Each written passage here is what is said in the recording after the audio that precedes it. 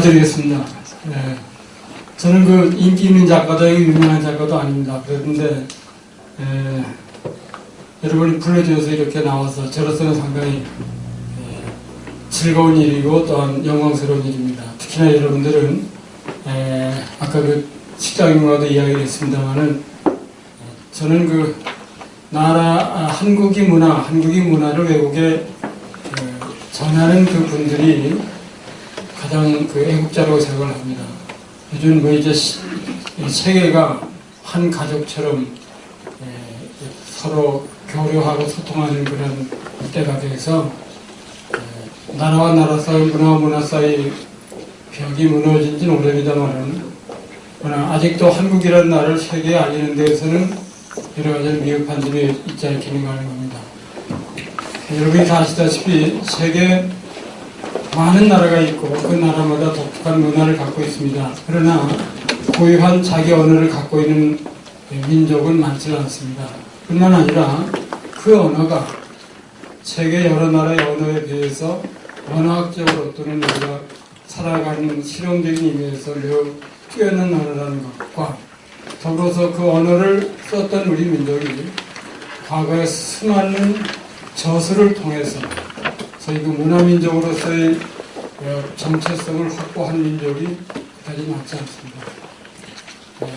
우리가 과거에는 여러 가지로 역사적인 상황에 의해서 굶주렸고 헐벗었고 또 외국이 어떤 압제 속에 식민지 생활도 했습니다만은 적어도 한 나라가 천년 동안 한 왕통을 유지해서 왕통이 유지된 나라도 세계 역사상이 없습니다. 이런 특별한 역사적인 그런 특이성을 갖고 있을 뿐만 아니라 그것이 어떤 문화와 문화적인 우리 정체성을 갖고 있다는 점에서 우리 문화와 우리의 그 본래적인 모습이 세계 사람들이 아직도 덜 알려졌다고 생각을 합니다.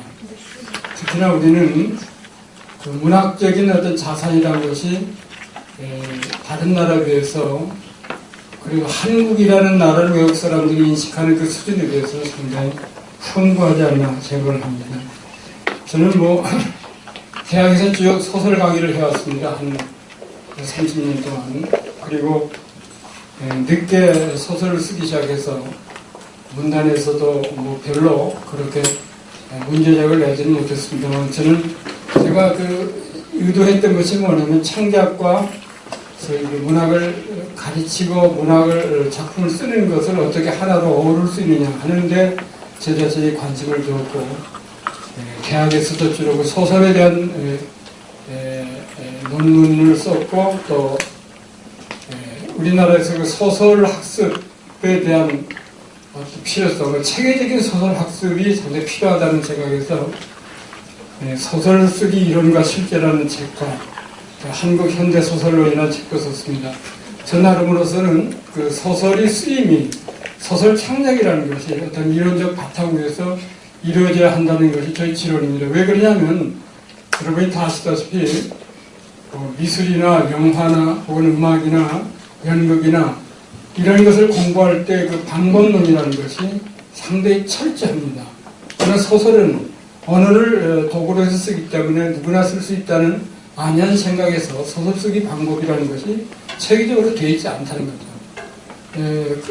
그런 면에서 제가 한양대학교 안산 캠퍼스에 있으면서 그 서울 캠퍼스와 풀로 강의를 운영하기 때문에 양쪽의 소설 창작론을 맡으면서 그런 창작론 수업만을 위한 것이 아니라 한국에서 소설 공부하는 사람들이 그 기본적인 교재가 어떤 서양의 이론을 그냥 대략 엮어서 만든 것이 아니라 순수한 우리 작품을 소재로 해서 그 창작론을 체계화시킬 필요가 있다 해서 소설 창작론을 썼고 또 한국의 현대 소설론이라는 것이 거의 다 외국 이론을 가지고서 우리 작품을 대입하는 수준으로 만들어졌습니다만 저는 한국 작품만을 가지고 우리의 소설론을 제가 마련해오기도 했습니다. 이 말은 왜 그렇게 하냐면은 소설 쓰기 자체가 철저한 방법론으로 해서 이루어져야 된다는 거죠. 하나의 창작이기 때문에. 그런 의미에서 오늘 제가 여러분들에게 말씀드리고자 하는 것은 뭐 강의안을 마련해 왔습니다. 이게 갑자기 오늘 아침에 제가 한 서너 시간에서 급히 마련했습니다. 왜 마련했냐면 여기 와서 1시간 반 동안 중원본 이야기 하다가 끝나면은 여러분들에게도 남는 게 별로 없었거든요. 그래서 제가 좀 논리적으로 이야기 못하는 것도 이런 그 페이퍼를 통해서 어느 정도 논리적인 체계성을 여러분에게 전해줄 수 있지 않겠는가 하는 의미에서 급히 만들다 보니까 오자와 탈자가 상당히 많습니다. 그냥 그런 걸 여러분 양해해 주시고 이걸 참고해 주시면 고맙겠습니다. 앉아서 이야기를 하겠습니다. 우선 첫째는 소설에 대한 제 자신의 입장을 설명드리고 그 다음에 제가 쓴 작품의 내용에 대해서 말씀드리고 나의 집을 떠나며에 수록된 몇 편의 작품에 대한 제 어떤 의도하는 바를 말씀드리는 순서로 이야기를 하겠습니다. 다음에 여러분들이 저에 대해서 궁금한 점, 제 강의랄까 오늘 말씀하신 것에 대해서 궁금한 점에 대해서 여러분이 질문을 받고 이야기를 더 할 수 있으면 합니다. 저 이야기는 지금 15분인데 한 8시 반까지 정도 제가 이야기를 하겠습니다.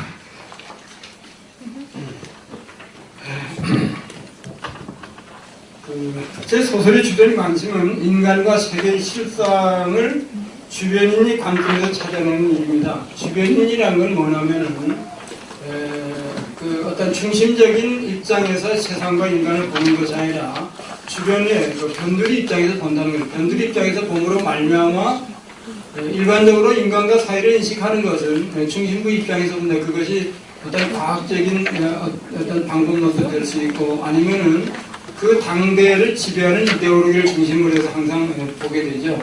그러나 문학은 그런 중심부적인 인간의 진실의 주변적인 것이죠. 주변적인 것이 뭐냐 하는 이야기는 더 나중에 하겠습니다. 그래서 얻은 실체를 인간과 세계의 주변적 진실이라고 제가 생각을 합니다. 그 주변적 진실을 문학적 형상화, 다시 말하는 소설적 허구적 서사 양식을 통해서 형상화시키는 것이 소설이라는 거죠. 이것은 내 나름으로 설정한 소설이 본질의 한 부분이라고 생각을 하고 있습니다. 새삼스럽게 여러분들이 소설을 번역하는 입장에서도 이런 문제에 대해서 관심을 갖는 것이 필요하기 때문에 말씀드려요. 소설이란 뭐냐는 정의는 매우 추상적인 겁니다만 이걸 제 나름으로 학생과 더불어서 강의할 때 정의를 내리면 인간과 세계에 대한 진실, 그러니까 어떤 정의를 내릴 때 형식과 내용과 그것이 재료로 이런 세계의 차원에서 정리할 수 있습니다. 내용이 뭐냐? 인간과 세계에 대한 진실이다. 진실이라는 게 뭐냐는 것은 매우 애매한 겁니다만은 어떤 실체라고 생각을 해요. 실체.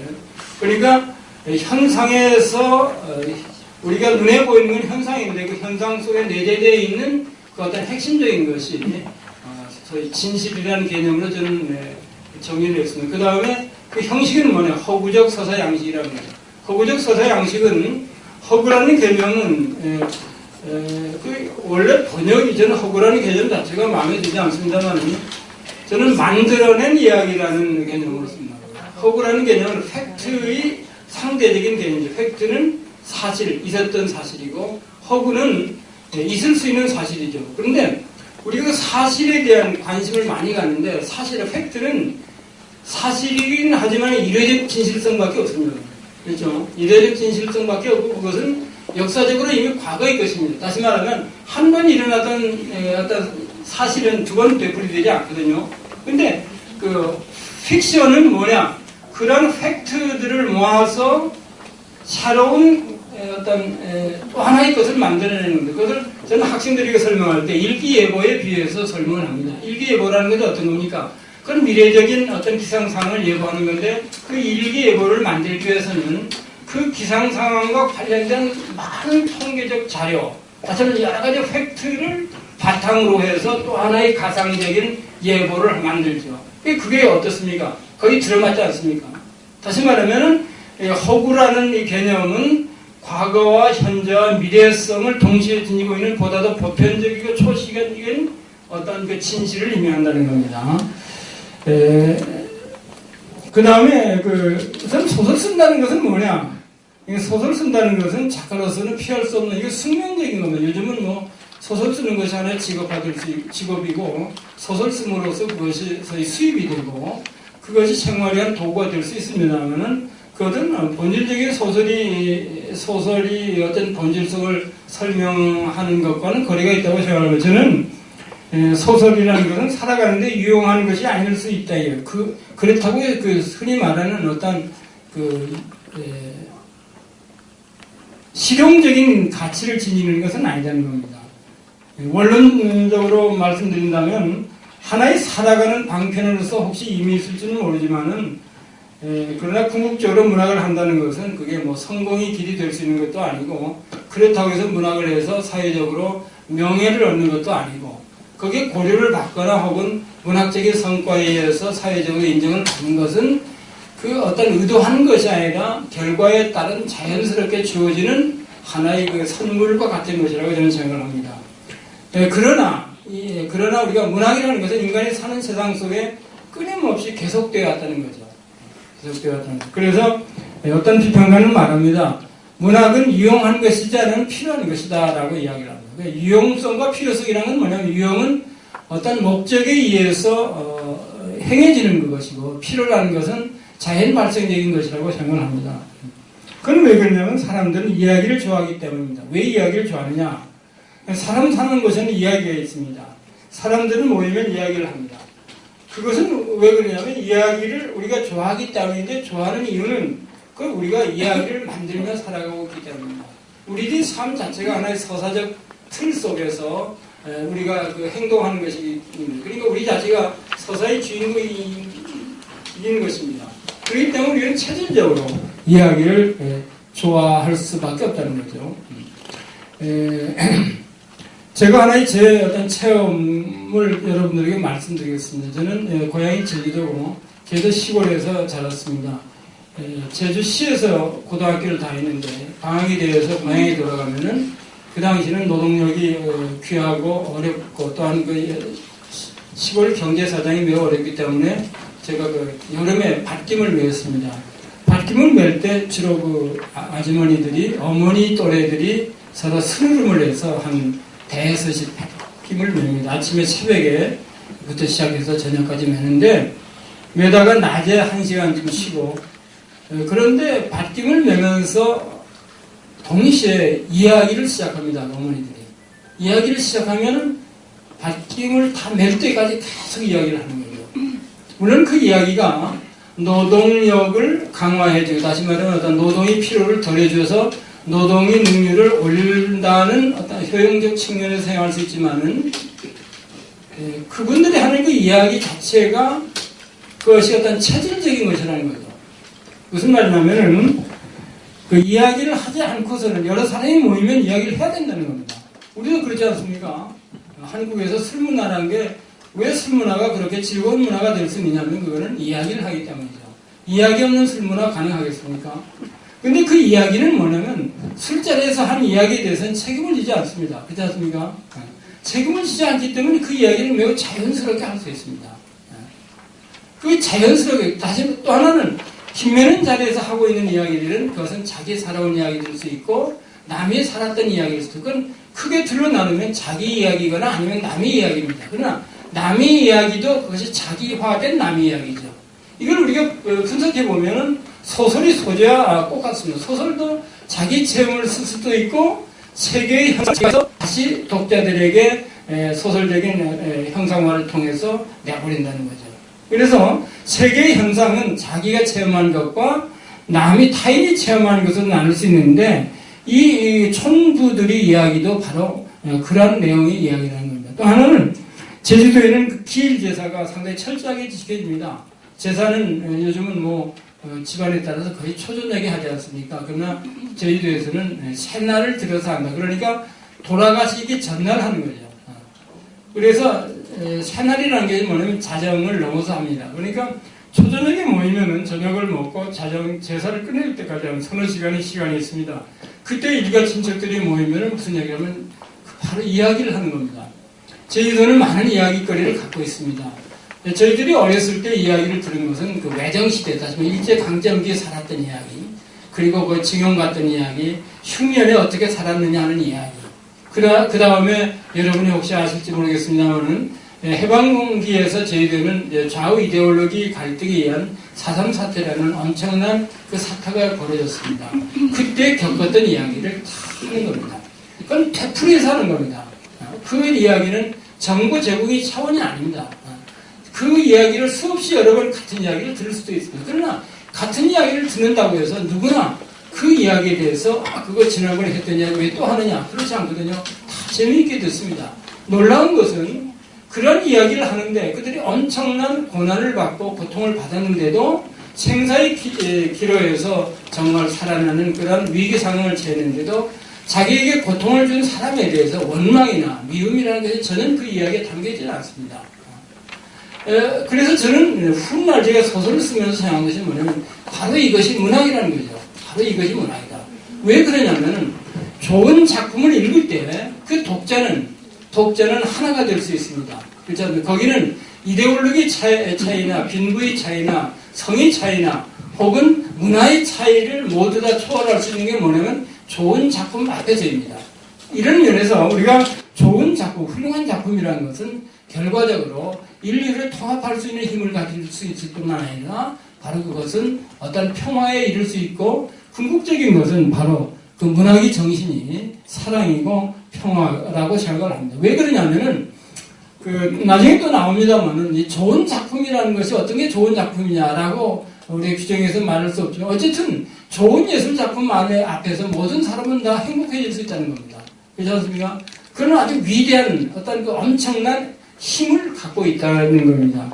이런 면에서 우리 문학이 상당히 일제강점기에는 어떤 민족의식 그리고 억압받는 우리 어떤 민족이 그 훼손당한 어떤 자존심 회복이라든지 그래서 비판적인 거 그런 내용을 많이 담았고 해방 공간에서는 뭡니까 그 나라가 분단되고 좌우 이데올로기에 의한 전쟁이 일어나고 그런 소용돌이 속에서 우리 문학이 상당히 이념지향적이었습니다. 그렇지 않습니까? 그리고 뭐 70년대 이후 군인들이 정권을 잡으면서 사회 정치 상황이 매우 경직되면서 민주화와 어떤 통일과 이러한 그 상당히 이데올로기에 치우쳐 있었습니다. 그렇기 때문에 그 이데올로기적인 작품이 우리 문단사, 우리 문학사의 중심에 자리 잡게 있었는데 이것이 1990년 이후부터 무너지기 시작하면서 새로운 어떤 문학이 어떤 개인적인 문제, 개인의 진실과 그런 문제에 초점을 두게 됩니다만은 그래서 여기를 초월한 인간의 진실을 형상화한 문학 작품 앞에서는 모든 이데올로기 차이도 극복할 수 있다는 겁니다.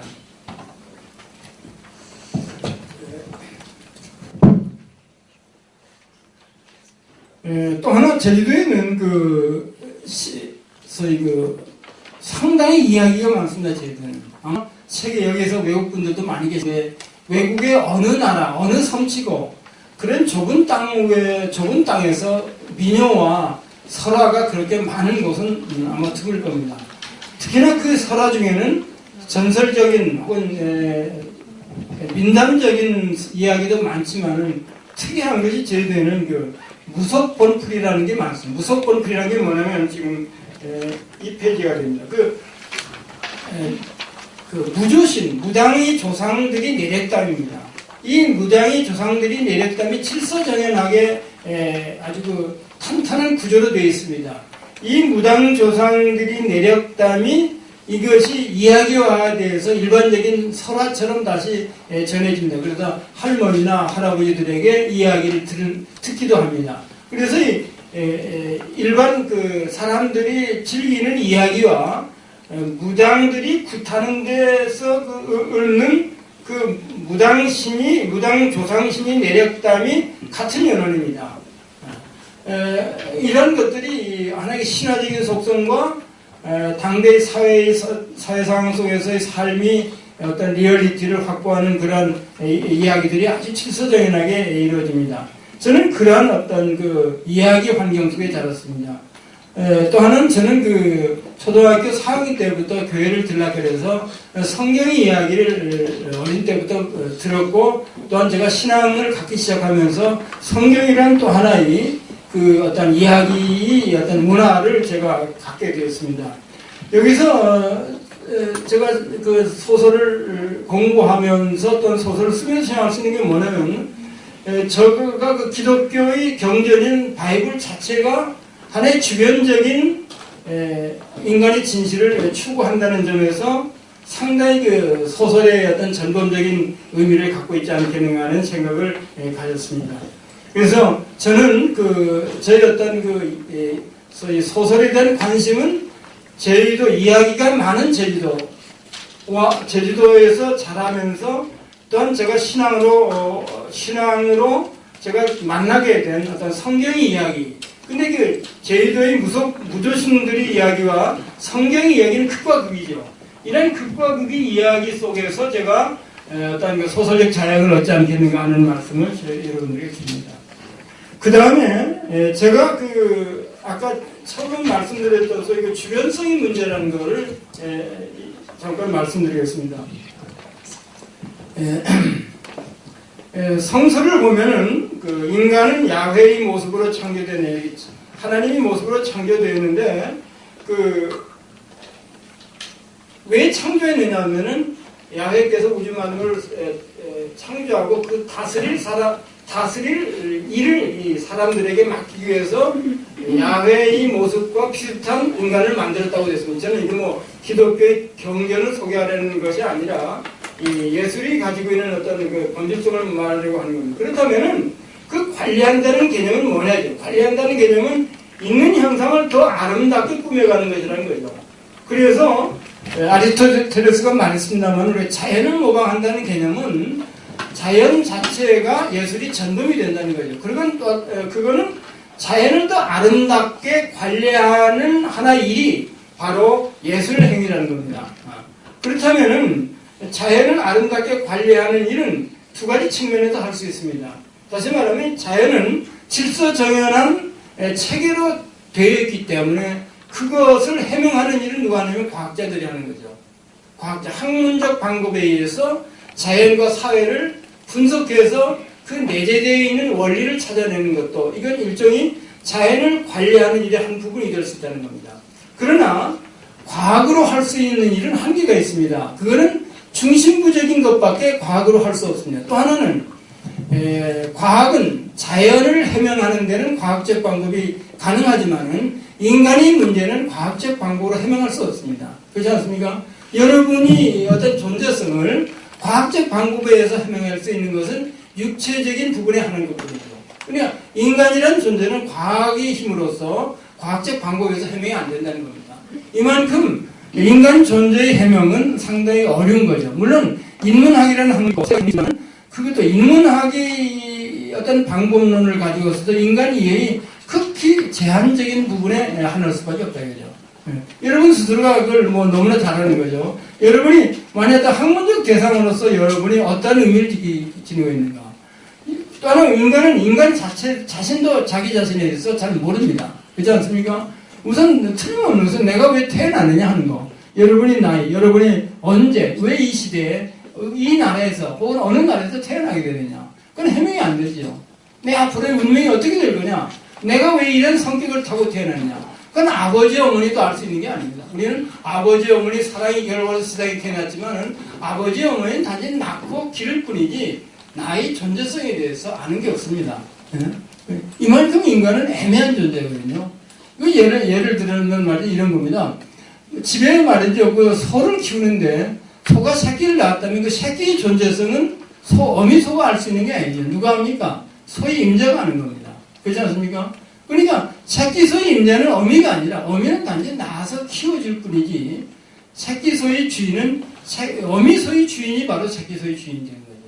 그렇다면 우리는 부모의 몸에서 낳고 부모의 관심과 사랑과 여러 가지 배려를 통해서 자라서 독립할 때까지 살아왔지만은 부모들은 나에 대해서 아는 게 별로 없습니다.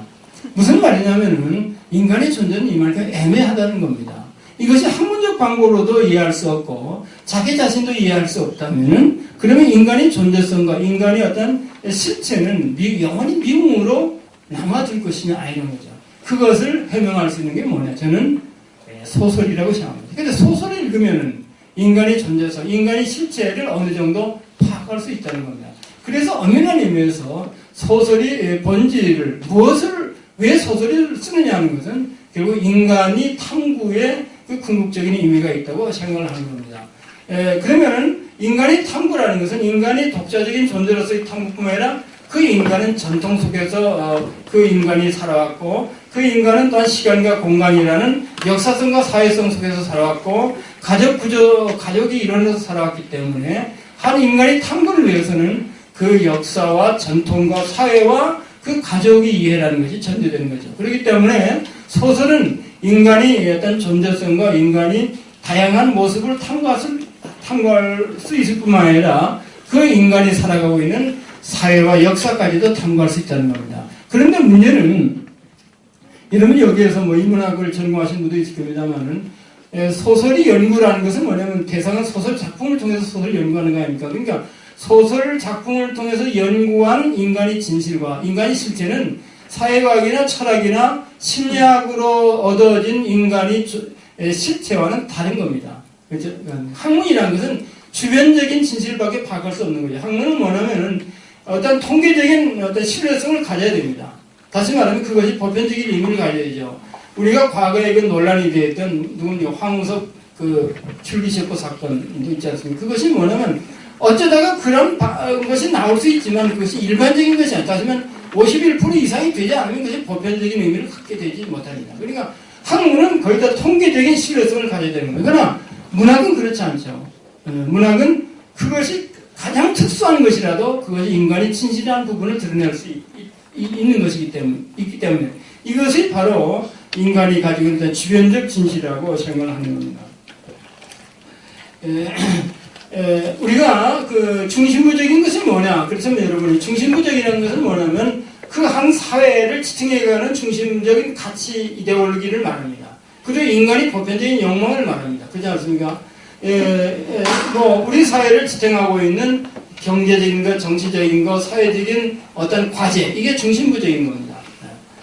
주변적인 것은 뭐냐면 그것과 동떨어져서 보편적인 의미를 갖지 못하지만 그것이 인간의 진심에 틀림없는 겁니다. 예를 들면 우리가 생각하는 아주 간단한 예를 든다면은 우리 인간은 어떤 그 가치를 갖고 있습니다. 가치에 의해서 살아가고 있는 거 아닙니까? 뭐 그건 넓은 의미에서 세계관이라고 할 수 있죠. 그것은 상당히 그 보편적인 의미를 갖습니다. 여기에 여러분들이 앉아 계신다면 여러분의 가치는 각각 조금씩 다를 수 있지만 그것을 우리가 종합해서 체계화시키면은 그것이 이 사회가 오늘의 현대가 추구하는 어떤 가치와 상당히 통합니다. 그러나 개인적으로 가지고 있는 분노와 미움과 사랑과 열정과 어떤 그 악마성, 여러분 뭐 죄송합니다. 우리들이 몸속에 지니는 그 어떤 복잡 미묘한 것들은 다 다르다는 거죠. 그리고 그것은 나 자신도 이해할 수 없다는 겁니다. 그렇지 않습니까? 그러나 그것이 주변적인 것이라고 해서 도외시할 것이 아니라 오히려 그것이 인간의 본질을 구성하는 매우 중요한 것이 될 수 있다는 겁니다. 이런 것들을 무엇을 통해서 해명할 수 있느냐? 이 학문을 통해서 안 되거든요. 그렇지 않습니까? 전혀 불가능해요. 이게 뭐예요? 문학을 통해서 가능하다는, 특히 문학 중에서 소설을 통해서 가능하다는 거죠. 왜 그러냐면 소설은 그러한 인간이 구체적으로 살아가는 삶의 현장을 하나의 서사 언어로 정치하게 구조화되어서 내놓습니다. 그리고 작가는 그것을 독자들에게 이해시키기 위해서 다양한 수법을 씁니다. 주인공의 어떤 행위를 통해서, 의식을 통해서, 그건 화자의 설명을 통해서 많은 것을 동원해서 한 인물이 진실을, 그리고 그 진실을 구성하고 있는 여러 가지 부수적인 관계성에 대한 종합적인 것을 독자들에게 이해시키려고 하고 있죠. 그래서 우리가 소설을 읽으면은 대략 인간이란 어떤 존재라는 것을 알 수 있습니다. 그래서 오늘날 우리 사회에서 가장 문제가 되는 게 소통의 문제 아닙니까? 부부와 30년을 살아도 모든 특히나 부모와 자식 간의 소통이 왔네. 근데 소통이 안 되는 이유는 뭐냐면은 각각이 어떤 그 대상을 인식하는데 자기 중심으로 인식하기 때문이죠. 그렇지 않습니까? 따지고 보면 나를 낳고 키워주신 부모에 대해서 내가 아는 게 별로 없지 않습니까? 뭐 생일이나 아시죠? 결혼기념일 뭐 그런 거 아닙니까? 몸이 좀 이상하면 병원에 가서 종합진단하면 어디에 나쁘다. 그 정도죠. 실질적으로 아는 게 없다는 거죠. 자식에 대해서 부모가 아는 것도 없다는 거죠. 부부도 마찬가지죠. 뭐 한국에서 너무나 잘하는 사실입니다만 뜨겁게 사랑했다서 결혼했다가 몇 년 후에 다시 헤어지는데 헤어진 이유가 뭡니까? 성격이 안 맞다. 어떻게 남자와 여자가 성격이 맞습니까? 그거는 서로 소통이 안 돼 있고 인간의 진실에 대한 이해가 없기 때문이라는 거죠. 예? 이런 것들이 결국 이게 뭐냐면 이 사회가 급격하게 변화되고 삶이 어떤 그 형식적인 질이 향상될수록 이 개인이 삶은 완전히 자폐적으로 자기중심적으로 응어질 수밖에 없습니다. 그러니까 우리가 끊임없이 우리가 세계가 이제 완전히 세계 가족 아닙니까? 뭐 우리가 인터넷에 들어가면 뭐 언론 뭐 방송 어느 세계 어느 곳에도 일어나고 있는 일들이 참 우리에게 직실직이 다가옵니다. 정보는 다가오는데 소위 이해라는 것은 더 불가능하다는 거죠. 이런 것들을 해결할 수 있는 게 뭐냐? 문학이고 여러분들이 한국 문학을 번역하고 이런 것들이 실질적으로 이 세계를 화합하는 데 중요한 것이 아니냐는 거예요. 이 소설에 대한 이야기를 좀 더 하게 주변성이라는 게 뭐냐 도대체. 이게 여러분들도 소설 읽으면은 이게 무슨 이야기냐 그렇죠? 뭐 문학을 전공하지 않는 분들은 우리 사람들은 글에 대한 이 문장에 대한 상당한 신뢰를 갖고 있습니다. 문장은 나중 글 속에는 어떤 고매한 어떤 가치가 있다라고 생각하는 것이 일반적인 글에 대한 우리들의 관심이죠. 그리고 활자화된 것에도 우리가 너무 신뢰하고 있습니다. 여러분이 그런 경험 없지 않죠? 제가 고등학교 때 국어 선생을 했는데 국어 시험을 보면 말이에요. 이게 문제가 생깁니다. 그렇지 않습니까? 특히나 주관식으로 보면 답이 여러 개 나올 수 있죠. 그래서 학생들은 선생님이 답보다는 참고서의 답을 더 신뢰하는 거죠. 근데 실질적으로 참고서를 만든 사람들은 어떤 사람들이냐면 선생님 수준보다 아주 낮은 사람들이죠. 예? 이건 뭐냐면 소위 이 활자화된 그 문서에 대한 우리들이 어떤 본능적 신뢰성을 갖고 있습니다. 그것은 다시 말하면 소설을 읽었을 때도 마찬가지죠. 소설을 읽을 때 어떤 강한 메시지가 우리에게 주어진다. 메시지가 뭐냐? 주제가 뭐냐? 이것이 인간에 대한 어떤 문제를 지적하고 있느냐? 이런 거에 우리가 더 관심을 둘 수 있지만은 실은 소설이라는 것은 그런 게 아니라는 거야. 뭐 그런 것도 있을 수 있지만 그보다 더 중요한 것은 그런 것에서 또 놓칠 수 있는 그 주변적인 진실. 그것을 소설을 통해서 우리가 이해해야 된다는 겁니다. 그래서 이 소설의 주변성이라는 것은 아까 잠깐 말씀드렸던 소설이란 뭐냐면은 술자리에서 주고받는 이야기와 같은 것이다. 그래서 조선조 시대의 사람들, 뭐 그 이전에 공자와 맹자 같은 사람들도 소설이라는 것은 뭐라고 얘기해요? 도청도설이라고 했어요. 도청도설은 길거리에서 들을 수 있는 아주 변변치 않은 이야기다 이거죠. 그렇지 않습니까? 술자리에서 들을 수 있는 변변치 않은 이야기. 오늘날식으로 말하면 그렇게 말할 수 있습니다. 그래서 소설이라는 말 자체가 한자로 말하면 적을 써 이야기설이죠. 변변치 않은 이야기라는 겁니다. 1986년도인가 김재하 씨가 대설이라는 걸 썼습니다. 대설. 어떻게 소설을 쓸 수 있느냐. 대설을 쓰다가 결국 성공을 하지 못했죠. 대설은 뭐냐? 그거는 바이블과 같은 거예요. 그러나 놀라운 것은 불경이나 사서삼경은 대설일 수 있지만은 기독교의 성경은 바로 소설이라는 겁니다. 이게 그 신자들이 있으면 혹시 오해할 수 있습니다. 왜 그러냐? 그래서 저는 그 성경을 어떤 신앙적인 차원이 아니라 문학의 교범으로서도 상당히 성경에는 영웅이 없습니다. 다 문제적 인물을 통해서 인간의 본질을 설하고 있다는 겁니다. 다시 돌아서 이 도청도설과 같은 이야기가 고려시대는 패는 관리가 있습니다. 패관이라는 관리가 어떤 관리냐면 시중에 떠돌아다니는 떠돌아다니는 이야기들을 수집해서 그것을 조정에 복을 하는 겁니다. 그것을 다시 말하면 떠돌아다니는 이야기 가운데 인간과 사회의 진실이 포함되어 있다는 거죠. 정말 하찮은 이야기입니다. 다시 말하면 그 당시 중국 문화 영향을 한문화 영향을 받은 글이라는 것은 도가 포함된 것이 글이라고 해요. 제도지문이라는 것은 글 속에는 반드시 도가 있다고 생각했는데 그 당시에도 뭡니까? 패관들이 수집한 패설이라면 뭐 잡스러운 이야기들이라는 거죠. 그것 속에서 인간의 의식과 인간의 생각이 담기다는 거예요.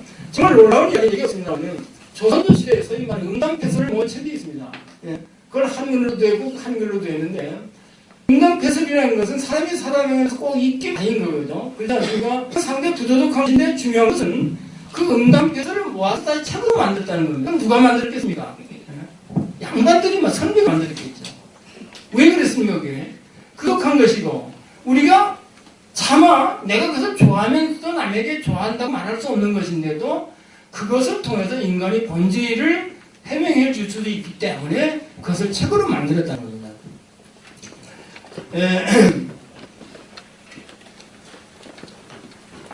아까 성경 이야기를 성경에서 중심부적인 이야기가 이제 주변적인 이야기가 성경의 주를 이야기해야 한다. 주변적인 이야기라는 것은 문제적 인물에 의해서 이야기를 엮어가는 겁니다. 그건 다르게 말하면 인간의 죄의 기록이라는 거죠.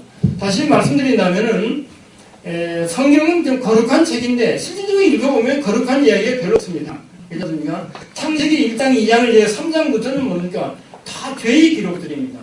다시 말하면 아담과 하와가 하나님을 배반한 이야기부터 시작해서 아담과 하와가 자식을 카인과 아벨을 낳았는데 하나님께 제사를 드렸는데 하나님이 그 카인이 제사를 달갑게 안 받으니까 달갑게 받은 동생을 질투해서 동생을 죽여버리기 시작합니다. 이게 인간의 역사가 형이 동생을 죽이는 살인의 역사로부터 시작된다는 거죠. 그렇습니까? 이건 정말 우리가 너무나 충격적인 겁니다. 인류의 역사의 시작이 바로 이러는 거죠. 그걸 단지 죄인의 역사라고 생각할 수는 없다. 그 다음에 나타나는 어떤 현상이 뭐냐면 하늘이 천사들이 아들들이 땅에 내려가 보니까 땅에는 아름다운 여자들이 많이 있다는 거예요. 그래서 자기 마음에 드는 대로 취해서 결혼을 함으로써 말미암아 성적 혼란이 야기돼서 인간은 정말 죄악이 관행하게 된다고. 그래서 야훼 하나님은 내가 왜 인간을 만들었느냐고 후회할 정도가 됐다는 겁니다. 다시 말하면 인간의 역사는 소위 어떤 질서가 파탄돼서 혼돈으로 나아가는 이 죄의 역사가 성경의 시작이라는 겁니다. 뿐만 아니라 그 이후부터 끝없는 어떤 그 배신과 그런 어떤 그 미움과 갈등과 싸움과 이런 것이 점철되는 것이 성경의 역사입니다. 이건 왜 그러냐면 바로 이런 것을 통해서 인간이 존재성을 설명해주고 있다는데 바로 성경은 상당히 그 주변적인 어떤 서사의 속성을 많이 가지고 있다고 생각을 합니다. 구약 시대를 지나서 신약 시대에 나와 있는 예수 시대도 예수는 어떤 사람입니까? 철저하게 주변적인 인물입니다. 문학적으로 보면 가장 소설적인 인물이죠. 그렇지 않습니까? 죄송합니다. 그는 사생아였습니다. 가장 그 사회의 천대만은 목수의 아들이었습니다. 그렇죠? 그가 친구로 삼았던 것은 누굽니까? 그 당시 사회적인 명망가가 아닙니다. 다 하층계층, 예외적인 소외된 자들을 친구로 삼았습니다. 이게 예수의 일생이죠. 예수의 사역이라는 거예요. 철저한 주변인적 초상을 우리는 거기서 대할 수 있습니다. 이런 면에서 또한 성경은 이 문학이 추구했던 다양한 양식, 아리스토텔레스가 말한 소위 문학의 양식이라는 것은 문학과 시로 나누고 시는 다시 서정시와 서사시로 나누고 서정시는 다시 여러 가지 시관리가 있고 또 여러 가지 있습니다. 그런 인간이 추구하는 다양한 문학 양식 그리고 그때마다 인간들이 그 문학적인 욕구를 충족시키기 위해서 만들어냈던 상당한 기법적인 것들이 성경 속에 다 포함이 되어 있다는 겁니다. 흔히 말하는 소위 포스트 모던적 발상과 수법이 이미 2000년 전, 3000년 전에 쓰여졌던 성경에 그대로 나타났다는 거죠. 그건 뭐냐면은 우리가 인간이 저는 성경을 그래요. 성경은 인간의 존재성을 가장 명확하게 제시해주고 있는 문서라고 그러죠. 그러면 또 하나는 인간이 왜곡된 역사의 실상을 보여주고 있는 거야. 그러면 그런 그 엄청난 우주적인 리얼리티를 확보하기 위해서는 다양한 기법이 필요한데 그 다양한 기법은 인간이 이미 문학적 양식을 통해서 얻었던 그 기법이 하나의 그 모태가 됐다는 겁니다. 그래서 저는 그 학생들에게 성경은 문학의 전범이라고 이야기합니다. 제가 이 이야기를 하는 이유는 바로 성경이 문학적인 소설의 어떤 주변성의 한 그 표본으로서 의미를 갖는다는 겁니다. 뭐 이것이 제가 지금 그 소설에 대한 일반적인 제 관심입니다. 그래서 다시 정리하면 소설은 인간이 주변적 진실을 추구하는 것이다. 주변적 진실이라는 건 뭐냐? 과학으로서 탐색할 수 없는 인간과 세계에 대한 실체를 소설을 통해서 탐색할 수 있어요. 그래서 소설이 탐색할 수 있는 탐색해놓은 주변적 진실과 과학자가 탐색해놓은 중심부적 진실이 합쳤을 때 인간과 세계에 대한 총체적인 진실이 어느 정도 드러날 수 있다라고 저는 생각을 하고 있습니다. 그래서 그 소설을 대상으로 한 문학의 연구 결과가 사회과학이나 철학의 담론과는 같지 않아야 된다는 겁니다. 그래서 우리 사회가 잘못되고 있는 게 있다면 80년대 우리 사회의 문학 연구 방법으로서 그래서 이 사회 역사적 비평 방법을 많이 원용했습니다. 흔히 말하는 뭐 골드만이라든지 이런 사람들의 이야기. 그 사람들은 사회과학을 하는 데 있어서 사회과학은 사회 현지 조사를 해야 되지 않겠습니까? 근데 현지 조사를 하는 것보다는 작품을 보니까 그들이 현지 조사한 것보다는 더 현실적인 그런 리얼리티를 작품이 확보하세요. 그래서 문학을 통해서 그들 사회를 알려고 했던 겁니다. 이건 사회과학적 방법으로서 문학사회를 했는데 한국에서 문학을 잘못 이해한 사람들이 문학의 연구 결과와 문학사회학적 연구 결과가 일치하면 이게 바람직한 연구 결과로 생각했는데 그건 아니라는 거죠. 철학적 담론이 문학 연구 결과와 일치될 수 있는 것은 아닙니다. 단지 문학을 해석하는 데 있어 그런 것을 원용할 수는 있죠. 다시 말하면 문학의 연구 결과는 사회과학의 인문과학의 연구 결과로서 나타나는 거리가 있다는 거죠. 거리가 있기 때문에 그것이 서로 결합했을 때 인간과 사회에 대한 폭넓은 이해가 가능하다는 겁니다. 제 소설의 관심에 대한 말씀을 드리겠습니다. 이게 네 번째입니다. 소설의 관심.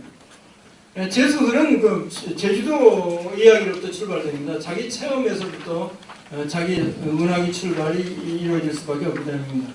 특히나 그 사선 사건이라는 엄청난 사태를 겪으면서 제가 그때가 초등학교 4학년부터 시작해서 중학교 1학년 때까지니까 상당히 감수성이 강한 때고 그리고 그 사태라는 것이 오늘날도 뭐 그렇게 생각이 됩니다. 지금 뭐 그 예멘이라든지 뭐 소말리아라든지 거기에 지금 내전이 일어나고 있지 않습니까? 거기는 뭐 적과 동지도 없습니다. 사람 죽이고 죽는다는 게 뭐 그러니까 그 당시에는 우리가 그 어른들 이야기는 아침에 만났다가 저녁에 만나면 그렇게 반가워하지 않습니다. 오늘 그렇게 살았구나 이거죠. 그런 어떤 그 정말 위기적인 상황 그리고 경제적으로 열악했기 때문에 하루 한 끼도 못 먹고 뭐 정말 우리가 상상할 수 없는 그런 어떤 고통의 세월이 몇 년 동안 지속됐죠.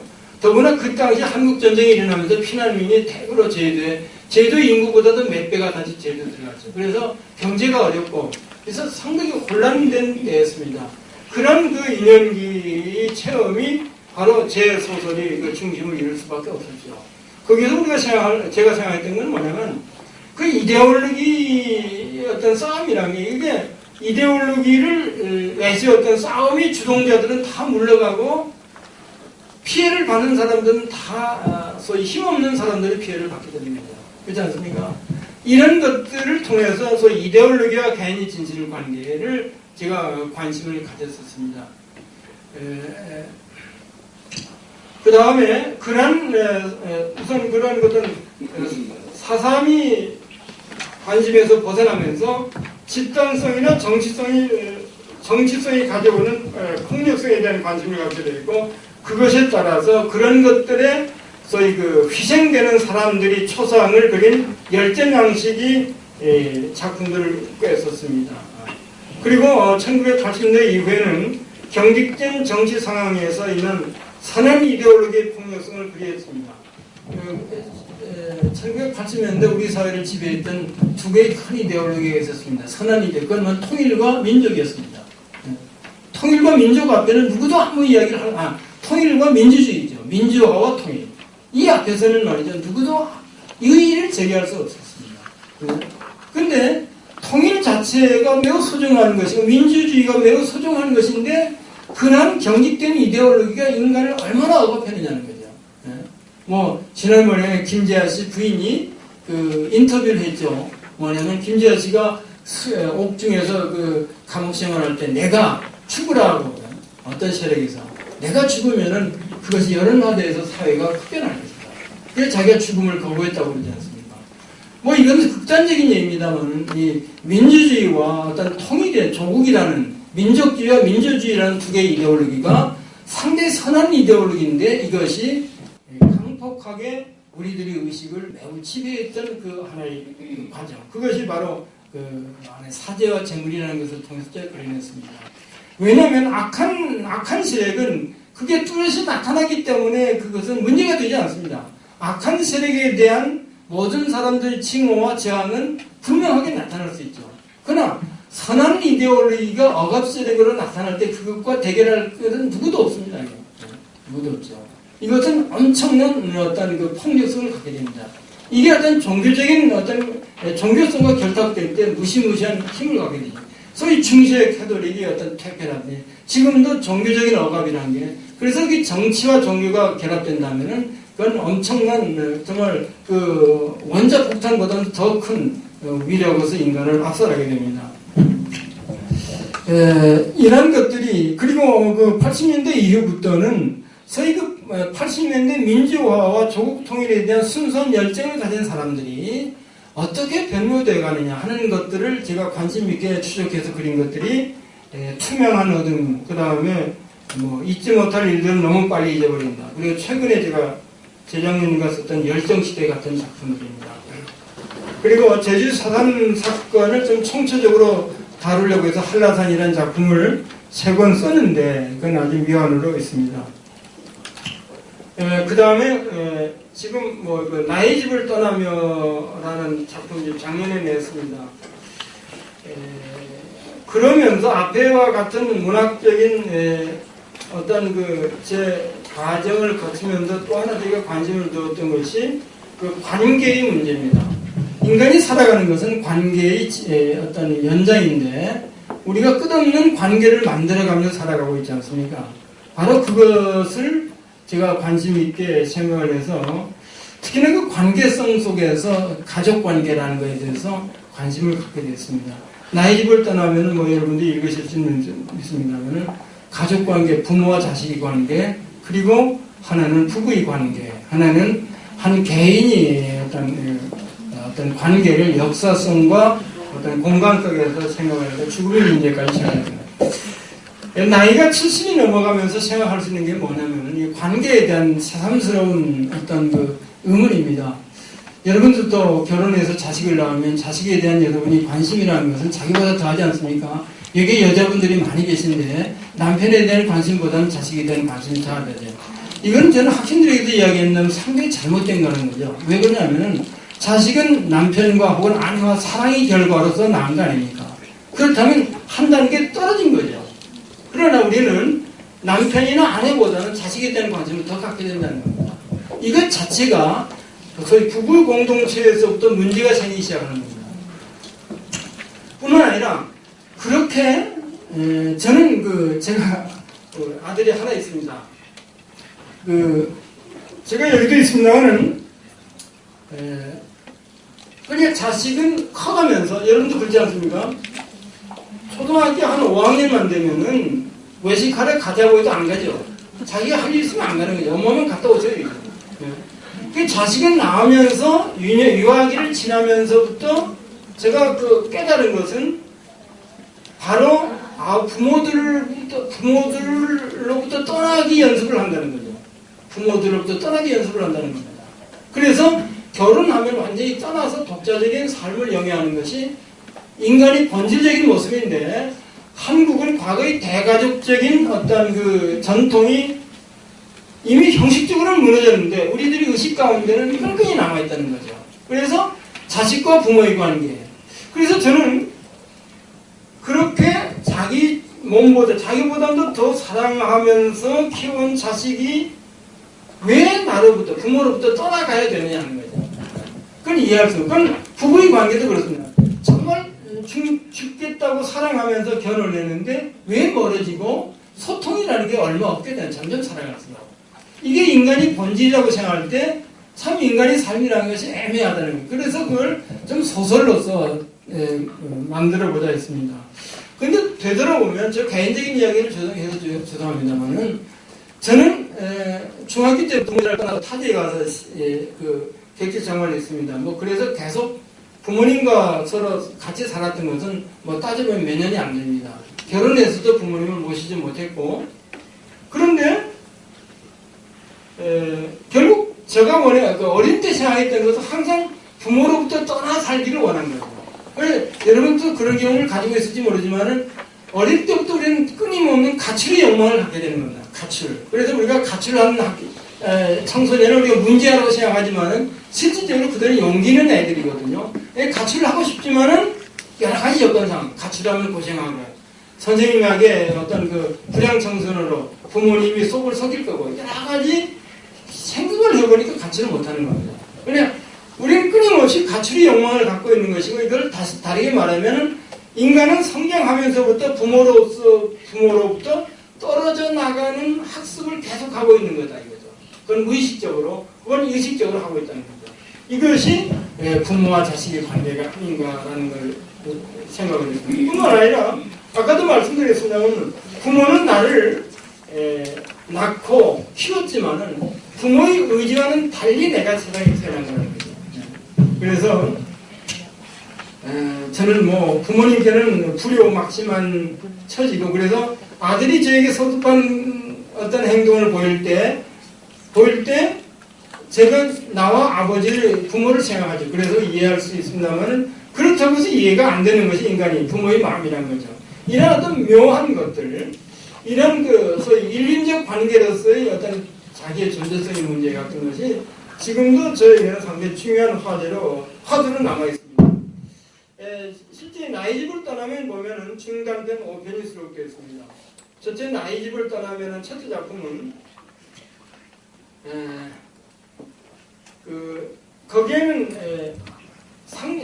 일찍 상처한 아버지가 있고 큰 누나가 있고 둘째 누나가 있고 막내 아들 그러니까 나라는 시점으로 전개됩니다. 여러분이 뭐 혹시 읽으신 분은 알겠지만은 거기서 그 큰 딸이 13살 초등학교 6학년 때 어머니가 돌아가셨는데 너무나 야멸차고 큰 딸로서의 자기 정체성이 아주 강한 그 누나입니다. 그래서 아버지가 다른 여자와 결혼하는 것을 용납할 수 없어 아버지로 하여금 재혼을 하지 말기를 권합니다. 아버지도 그것을 수용하죠. 그런 데서부터 빚어진 그 누나의 가정을 위한 헌신적인 삶 자체가 결국 뭐가 됩니까? 아버지를 억압하게 되고 그 자신의 삶을 왜곡시키면서 그가 그런 자기 자신이 그 삶의 문제를 의식할 쯤 되었을 때 그런 이미 절망하게 됩니다. 그래서 나의 집을 떠나며 집이라는 것은 자기 존재성을 말합니다. 새로운 자기 세계를 향해서 가는 이야기입니다. 우리가 여기서 생각할 수 있는 것은 우리가 작품을 이해할 때 그 큰 누나가 가지고 있는 어떤 모습, 다시 말하면 가족에 대한 헌신적인 거에 대해서 어떤 가치 차원에서 이해할 필요가 없다는 거죠.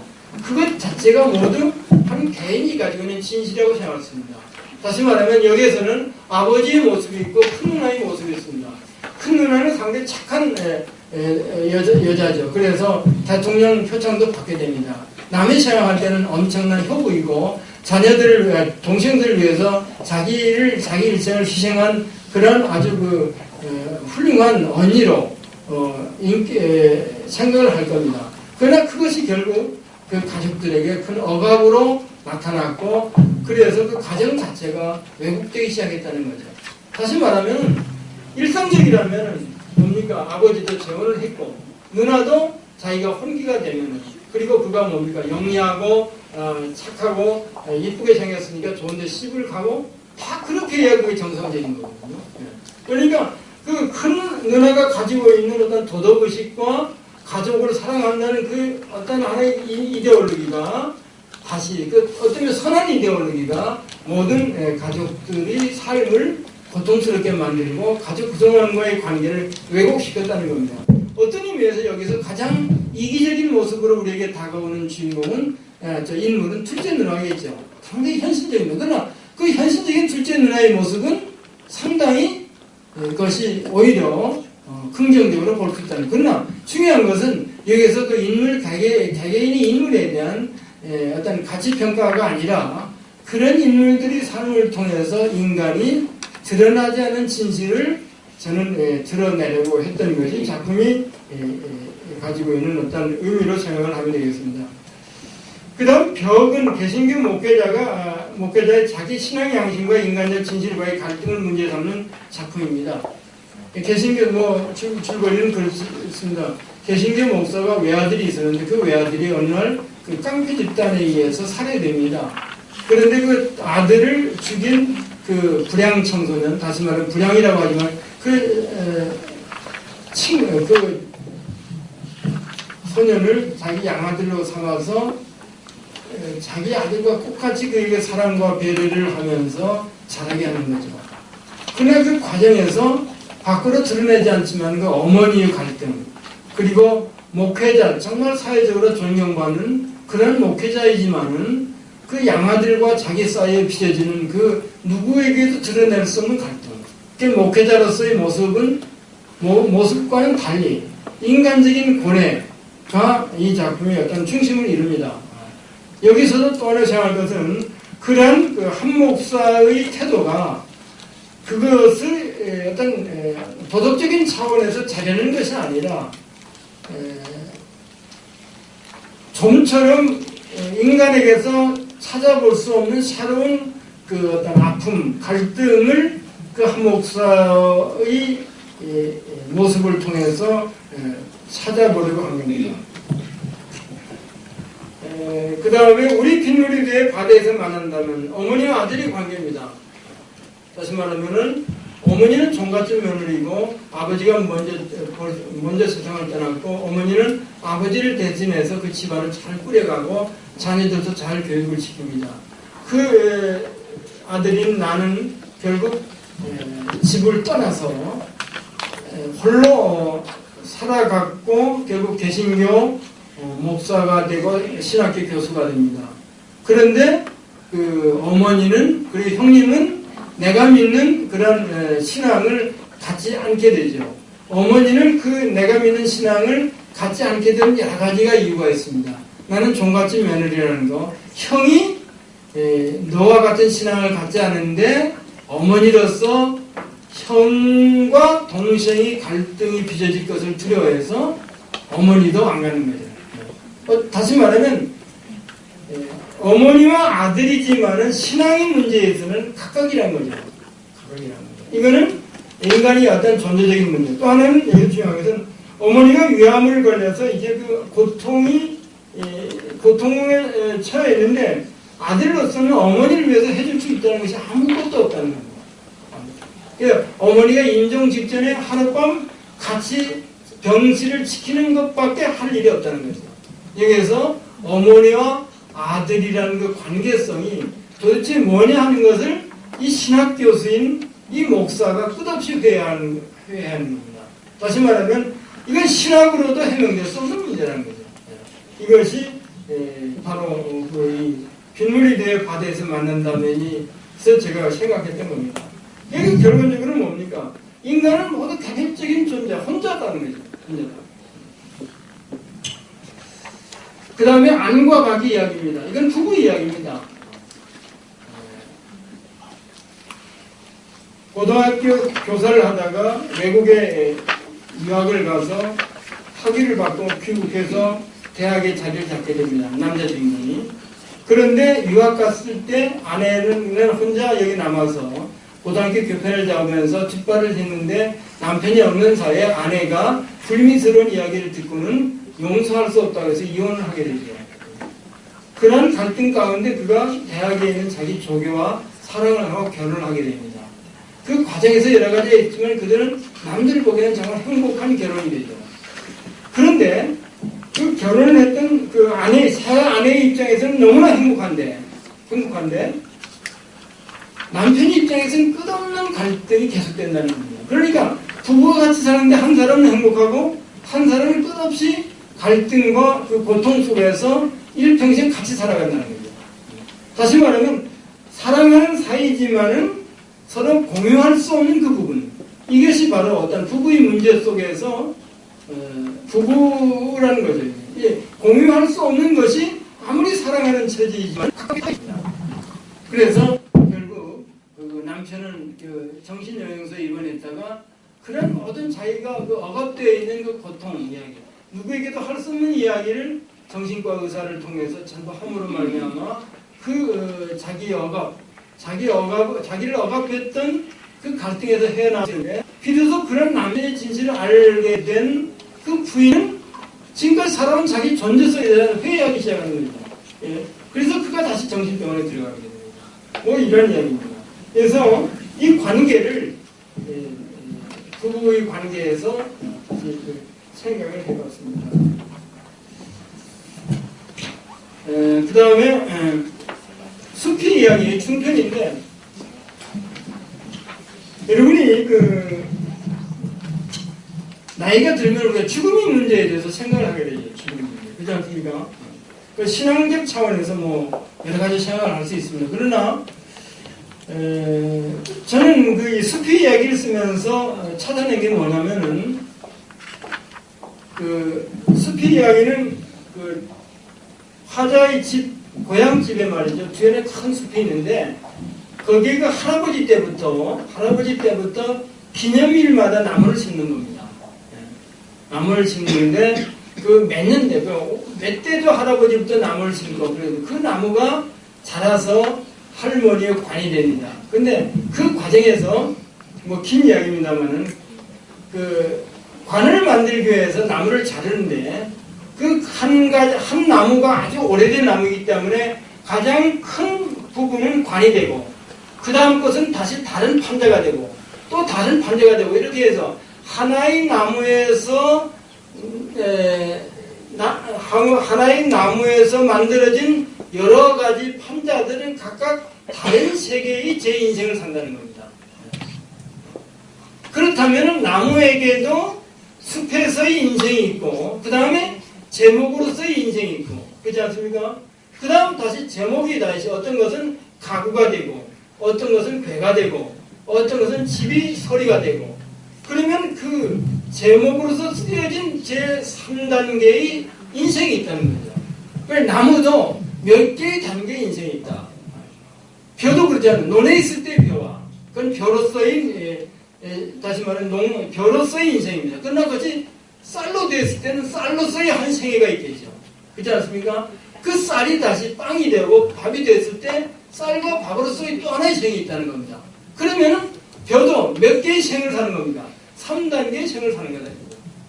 그렇다면 인간의 인생도 땅 위에 살고 있는 육신의 인생으로서 끝나는 것은 아닌 것이다. 라는 생각. 이런 것들이 바로 이 작품의 어떤 중요한 주제가 됩니다. 또 하나는 그런 것들을 우리가 포괄적으로 드러내기 위해서 이게 화자는 원래는 그 할아버지 제 나이보다 더 된 할아버지가 등장하는데 이 할아버지가 소년으로 돌아가기도 하고 청년으로 돌아가기도 하고 그러면서 이 어떤 시간성과 공간성에 대해서 인간의 진실들이 인간의 어떤 존재성이 어떻게 나타나는가 한 거에 대해서 제 나름의 생각을 마련해 보았습니다. 이거는 어떤 의미에서는 숲이라는 하나의 숲 공동체와 그것이 제목으로서 갔을 때 어떤 그 제목 그 공동체 그리고 그것이 실질적으로 가구나 혹은 다른 집 제목으로 갔을 때 또 하나의 인생 그것과 비교해서 한 인간이 처하고 있는 시간과 공간에 따라서 그의 생의 모습이 각각 다르게 나타난다. 라는 아주 좀 철학적인 문제를 제가 다뤄봤습니다. 지금까지 제가 제 작품에 대한 개괄적인 첫 번째는 제 소설에 대한 제 자신 입장이고 두 번째는 제가 추구해온 어떤 소설적 진실, 소설의 경향에 대해서 쭉 제가 말씀드렸고 마지막으로 작가는 어떤 사람이냐 하는 문제에 대해서 말씀드리겠습니다. 저는 작가의 태도로서 치열성과 정직성과 예술성이라는 두 가지 어떤 덕목을 강조하고 싶습니다. 이거는 뭐 번역자의 경우도 마찬가지. 작가가 가지고 있는 이런 정신이 바로 그 전수되었을 때 제대로 된 번역. 사실 번역도 제2 창작이니까 치열성이란 어떤 거냐? 치열성이라는 거. 여기 외국 분들이 계십니다만 한국 분들은 다 아시겠죠. 저 삼국유사에 말이죠. 신라 경덕왕 때 이야기가 있습니다. 임금이기는 당나귀다. 다 들으셨죠? 그런데 어느 날 임금이기가 당나귀처럼 커서 흉측하게 되었습니다. 그것은 세상 사람이 알면 임금이 권위가 떨어질 것이기 때문에 비밀로 하고 단지 의관을 관리하는 박두장이에게는 알리지 않을 수 없죠. 그래서 박두장이만 임금의 비밀을 알게 됩니다. 그래서 임금은 박두장이와 약속을 하지. 내 귀가 이렇게 복이 흉측하게 컸다는 사실을 누구에게도 발설하지 말라. 박두장이는 아주 간략하게 원문에는 박두장이는 죽기 전에 마을에서 떨어진 외땅 대숲에 가서 임금의 이기는 당나귀이다라고 말했다.